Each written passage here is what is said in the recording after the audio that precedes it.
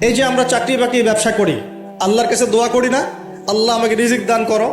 এই দোয়া করে কি ঘরে বসে থাকি, নাকি দোকান খুলি, কষ্ট করি, ব্যবসা করি, চাকরি করি? তাই করি না? একইভাবে আল্লাহ পাক বলেছেন দুনিয়াতে পাঠিয়েছি আমার ইবাদত করার জন্যে, এবং আল্লাহ পাক নবী রসুল পাঠিয়েছেন বিশেষ করে শ্রেষ্ঠ নবী মুহাম্মদ সাল্লাল্লাহু আলাইহি ওয়াসাল্লামকে, যাতে এই দিন ইসলাম অন্য সমস্ত দিনের উপর বিজয়ী হতে পারে। এখন বিজয় কি এমনি এমনি হবে?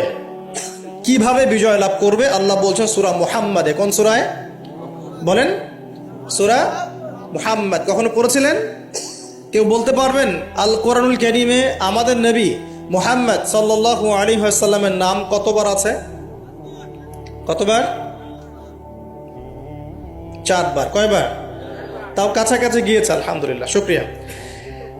তো প্রিয় ভাই, সূরা মুহাম্মাদের মধ্যে আল্লাহ পাক বলছেন কিভাবে বিজয় লাভ করবে, কিভাবে বিজয় লাভ করবে। আল্লাহ পাক বলছেন খুব ছোট্ট করে, ইন তানসুরুল্লাহ ইয়ানসুরকুম ওয়া ইউসাব্বিত আকদামাকুম। শেষ। আল্লাহ বলছেন তোমরা সবাই, মানে উম্মত মুহাম্মাদী, তোমরা যদি আল্লাহকে সাহায্য করো, আল্লাহ তোমাদেরকে সাহায্য করবে। শুধু তাই না, ওয়া ইউসাব্বিত আকদামাকুম, তোমাদের পা পদযুগলকে আল্লাহ পাক দৃঢ় করে রাখবেন, পিছলে যাবে না ইনশাআল্লাহ। আরও বলছেন আল্লাহ পাক, ওয়া ইন তাতাওয়াল্লাউ, যদি আমাকে সাহায্য না করে, দিনকে সাহায্য না করে তোমরা পৃষ্ঠপ্রদর্শন করো। পৃষ্ঠপ্রদর্শন বুঝি তো? মানে দিনের পরোয়া না করে তোমরা তোমাদের মতো চলো, দিনের প্রতি কোনো মায়া মহব্বত নাই, দিন প্রতিষ্ঠার কোনো ফিকির নাই। আল্লাহ বলছেন ওয়া ইন তাতাওয়াল্লাউ, তোমরা যদি মুখ ফিরিয়ে নাও, ইয়াস্তাবদিল কওমান গায়রাকুম, আল্লাহ পাক অন্য কওমকে হেদায়েত দিয়ে তোমাদের জায়গায় নিয়ে আসবেন। সুম্মা লা ইয়াকুনু আমসালাকুম, এরা তোমাদের মতো অপদার্থ হবে না। কে বলেছেন? আল্লাহ পাক। তাহলে আমাদের দায়িত্ব পেয়ে গেলাম। 1 নাম্বার কাজ হচ্ছে এই দুনিয়াতে এসেছি আল্লাহ পাকের ইবাদত করার জন্য, শেষ। এখন ইবাদত বলতে শুধু নামাজ, রোজা, হজ, যাকাতই নয়, বরং জীবনের প্রতিটা কাজই কি ইবাদত, যদি সেই কাজটা নবী সাল্লাল্লাহু আলাইহি ওয়াসাল্লামের সুন্নত মতো হয়। বলেন সুবহানাল্লাহ। প্রতিটা কাজ, প্রতিটা কাজ। এই যে এমনকি স্ত্রী সহবাস করাও, স্ত্রী সহবাস মানুষ কেন করে? এটা আমাদের প্রবৃত্তির চাওয়া। এটা প্রবৃত্তি দমন করার জন্য হালাল পথ প্রয়োজন, হারামে গেলে গুনাহ হয়ে যাবে। এই জন্য হালাল পথে গিয়ে স্ত্রী সহবাস মানুষ করে, এর মধ্য দিয়ে বংশবৃদ্ধি হয়। এই কাজটা তো আমরা আমাদের স্বার্থে করি। ইস্তেঞ্জা, পেশাব পায়খানা আমরা কার স্বার্থে করি? আমাদের স্বার্থে না অন্য কারো স্বার্থে? খাওয়া দাওয়া কার জন্য খাই? নিজের জন্য না অন্যের জন্য? ঘুমাই কার স্বার্থে? আমার ভালোর জন্য না অন্যের ভালোর জন্য?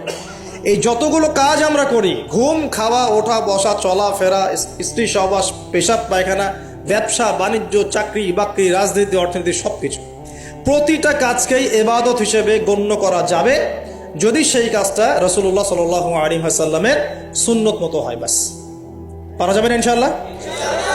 একটু নিয়াতটা পরিবর্তন করে কাজের পদ্ধতি চেঞ্জ করলেই ইবাদত হয়ে যাবে। বাসায় গিয়ে যদি ঘুমান, একদম ঠাপাস করে লাইটটা অফ করলেন, আর এই যে মোবাইল টিপতে টিপতে ঘুম দিলেন, এই ঘুমে কোনো নেকি নাই। কি আছে? কোনো নেকি নাই, কিন্তু খালি রেস্ট নেওয়া হবে আর কি। রেস্ট নেওয়া, ওই ঘুমের মধ্যেই শয়তান এসে চেপে ধরবে। ধরে না শয়তান? চেপে ধরবে। আর যদি বিছানটা সুন্দর করে ঝাড়েন, বিসমিল্লাহ বলে লাইটটা অফ করেন, দরজাটা বিসমিল্লাহ বলে বন্ধ করেন, এই যে আপনার খোলা যে পাত্রগুলো আছে, পানি খাওয়ার পাত্র, জগ, গ্লাস, এগুলোকে বিসমিল্লাহ বলে ঢেকে দেন। ঢাকার কিচ্ছু না পেলে একটা কাঠি অন্তত বিসমিল্লাহ বলে রেখে দিতে হয়। একটা কাঠি অন্তত বিসমিল্লাহ বলে রেখে দিতে হয়। তারপরে আপনি মশারি খাটাচ্ছেন, বিছানা ঝাড়ু দিচ্ছেন, পারলে একটু ওযু করে আসলেন, এসে পড়লেন একবার সূরা ইখলাস, একবার ফালাক, একবার নাস, মানে কুল হুয়াল্লাহু আহাদ, কুল আউযু বিরাব্বিল ফালাক, কুল আউযু বিরাব্বিন নাস পড়ে ফু দিয়ে এভাবে মাথাটাকে মাসাহ করলেন একদম গায়ের নিচ পর্যন্ত। এই কাজটা আরও একবার করলেন, আরও একবার করলেন, মানে 3 বার করলেন। এরপর আয়াতুল কুরসি পড়লেন, সূরা বাকারার শেষের 2টা বা 3টা আয়াত পড়লেন, যদি সম্ভব হয় সূরা মুলকটা পড়লেন। ওটা পারছেন না?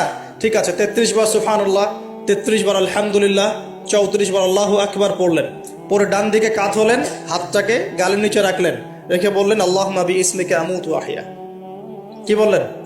আল্লাহুম্মা বিইসমিকা আমুতু ওয়া আহইয়া। আচ্ছা, কিচ্ছু পারেন না, এত কিছুই পারলেন না, শুধু ডান দিকে কাত হয়ে এখানে গালের নিচে হাত রেখে বললেন আল্লাহুম্মা বিইসমিকা আমুতু ওয়া আহইয়া। এখন আপনি 4 ঘন্টা, 4.5 ঘন্টা, 5 ঘন্টা, 6 ঘন্টা ঘুমালেন।